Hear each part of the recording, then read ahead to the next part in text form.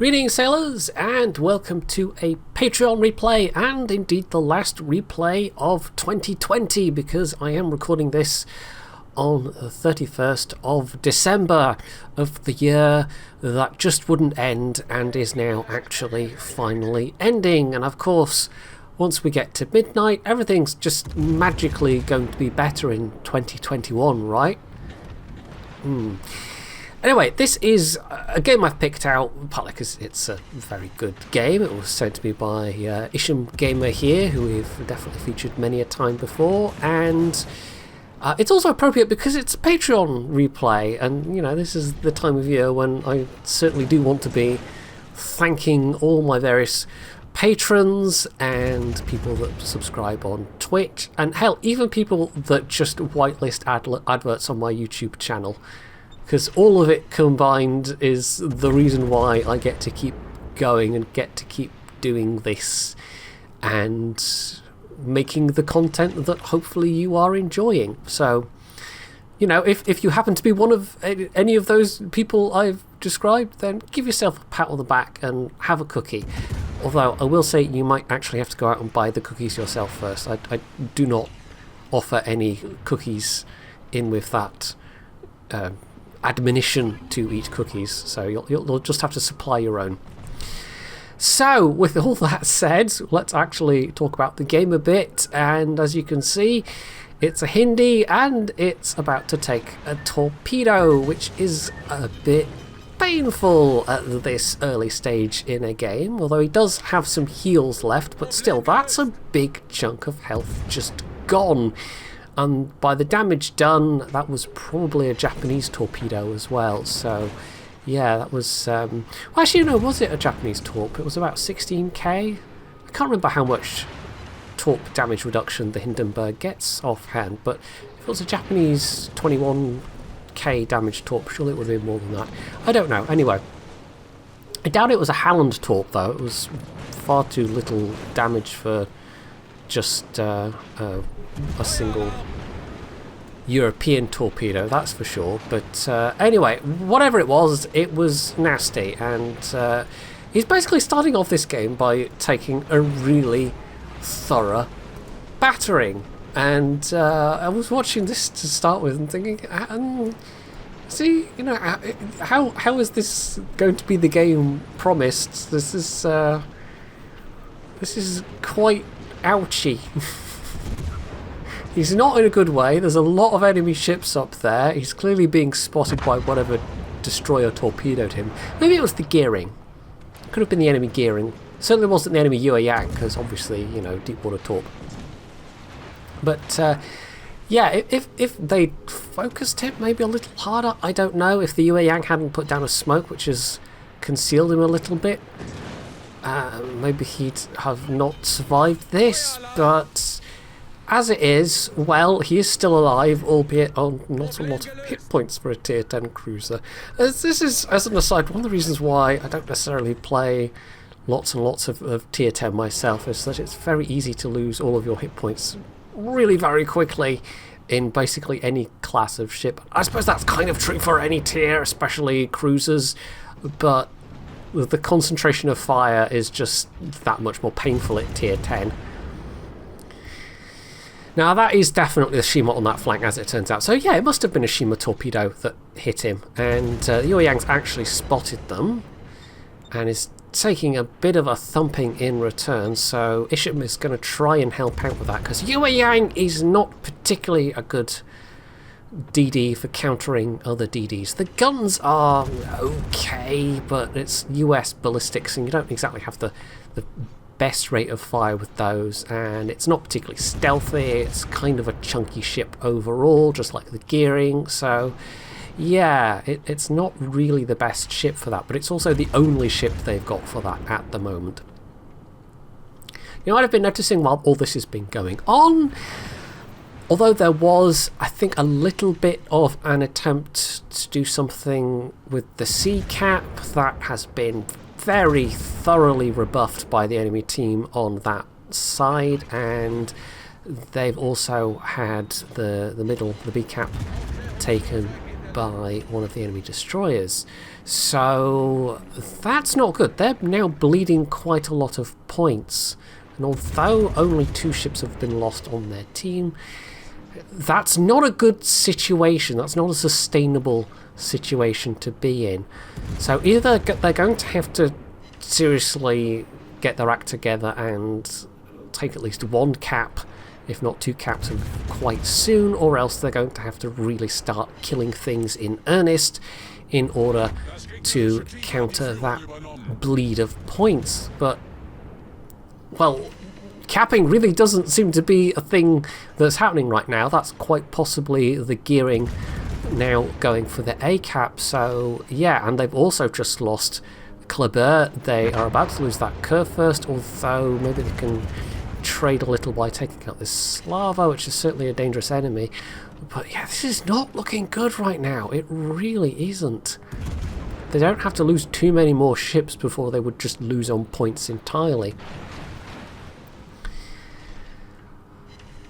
As for what's in front of him, well, they're not focusing him. They seem to be more focusing that Venezia, and with the Slava down, that's probably the chunkiest bit of firepower they have to worry about on this flank. It's now just cruisers otherwise, and they do have some battleships of their own still over here, but those are maybe going to be a bit stymied by the 2 destroyers now that are in the A camp, because the Shima's gone there as well, and their own Yue Yang is not particularly in the best of health, but at least they don't have to worry about getting radared by the Worcester. They're a bit too far away for that, I think. But yeah, you can see the Yue Yang, in fact, very low health indeed, so they are absolutely not in a position now to be rooting out enemy destroyers. Although it does at least seem like the Shima is now also very low health. There we go. So they get taken down by the Yue Yang. But the Yue Yang's gotten spotted in the process and is now in single digits. And they still don't have any caps, but they have at least been killing some enemy ships, although still losing ships themselves as well, and they're still down on ships in comparison. So they're kind of holding at around 200 victory points at the moment. But of course, the enemy team's got this 3 cap advantage now. And so even if they're losing ships, they're still getting the ticking victory points to compensate to some extent. So unfortunately, there goes the Yue Yang, but there was a bit of a trade there. The Venezia took out their gearing, so I think they're down to now just the 1 destroyer. Yes, they will be, and that is better news for this flank, but we don't know where that last destroyer is right now. And we still don't have any caps. But they're still in this somehow. They're not losing badly enough for this to be looking completely unrecoverable. But it's going to be a struggle. It's absolutely going to be a struggle. This is the enemy teams to lose at this point. And I think a lot of the enemy casualties, they don't seem to have happened as much on this flank as the other flanks. They capped C with, I think, relative ease, and then really tried to push through it hard, but there was still a lot of allied ships south of the C cap, and so that's cost the enemy team a lot of ships. And they're also losing some ships over on this side as well. There we go, there's the Worcester. And now their last battleship's hoving into view, the Grosser Curve first, so hopefully we can milk some more damage out of that as well. Isham himself has got now over 100k damage done, and he's also got 2 heals left, but because of that Japanese torpedo he took early on, he can heal back very little right now. So he has to be very careful. If he takes light damage, maybe some fire damage, that's not too bad, but if it takes any heavy hits, then that's very bad news indeed. If they can focus down this GK though, that will be a definite boon for their side. The enemy team's down to 4 ships, and we now know where that enemy Yue Yang is. They were spotted in the middle. But it's looking increasingly like they're going to have to wipe the enemy team to win this. I mean, there's still 8 minutes left. There's still time. But there's still also the potential for this to go very, very wrong and for them to lose. However, it's looking increasingly like that's not going to happen. The enemy team, I mean, they still have that big points advantage, but we're now finally flipping A. They're going to lose this curve first, and as it's turned out, yes, they have just lost ships fast enough to counter the points gain from holding the majority of the caps, if not all the caps, for most of the game. So, although this wasn't really a good position for this team to be in at all, the enemy team's overconfidence subsequently has absolutely played into their hands. Because sometimes you just do get these situations where, although the cap control is non-existent for one side, they still have sufficient numbers that when one team suddenly goes, okay, it's fine, look at the caps are all ours, we can win this for sure, and they all rush in and then manage to die. And as he's now approaching 174k, I think we can say Isham's had something to do with that, although he's only got the one kill. The kills are actually quite spread out in this game. There's no one player that's hoovered up all the kills that you can obviously point to as having either done a lot of work or else having gotten a lot of kill secures, because it's not immediately obvious either way just looking at the number of kills, but it's rather spread out, so it's going to be interesting to see how that's reflected on the score screen. So the Yueyang is down, and now it's just this enemy Venezia left, and we're onto the AP because it looks like they're giving a nice broadside, and this could well be the final salvo of the game. And as it proves to be, it is. So we end that one with another kill and close to 200,000 damage done.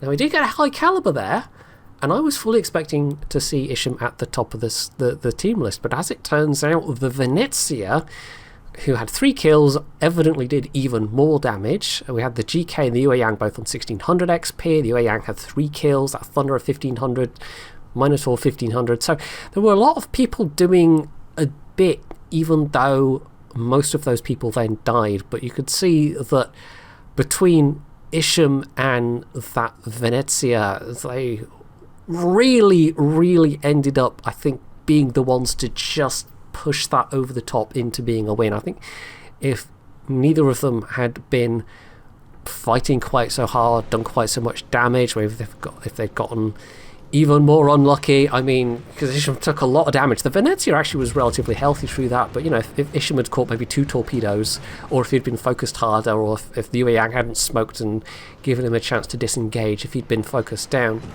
and the Venezia had been left alone to try and do the bulk of the heavy lifting there, then this could have been a very different result. So, although one could possibly try and tie some kind of metaphor into this relating to 2020 and, you know, struggling on and somehow pulling through against an ugly situation, I think I'm going to resist, because it's World of Warships and it's a silly pixel boat game, which I'm sure has been a nice distraction for a lot of people over the last year. So let's not try and somehow pretend it's anything really deeper than that. But sometimes a nice distraction is an important thing, and Lord knows we've needed enough to be distracted from in the past 12 months.